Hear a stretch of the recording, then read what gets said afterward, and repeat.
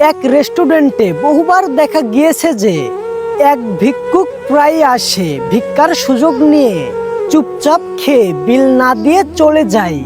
একদিন রেস্টুরেন্টে যখন সে ভিক্ষুক খাচ্ছিল তখন এক ব্যক্তি রেস্টুরেন্টের মালিককে গিয়ে বলছিল, ওই যে লোকটা খাচ্ছে সে ভিক্ষার সুযোগ নিয়ে প্রতিদিনই বিল না দিয়ে চলে যায়।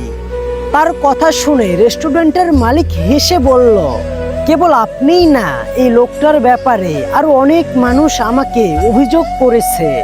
তবুও আমি জেনে শুনে না দেখার ভান করে কখনো তাকে বাধা দিইনি, কারণ আমি মনে করি আমার রেস্টুরেন্টে ভিড় এই লোকটার জন্যই হয়।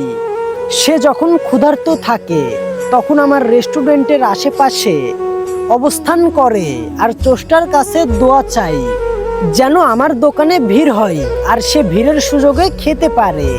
এই জন্যে অহংকার করতে নেই যে আমি কাউকে খাওয়াচ্ছি, এবং এটাও হতে পারে যে আমিও অন্য কারো ভাগেরটা খাচ্ছি।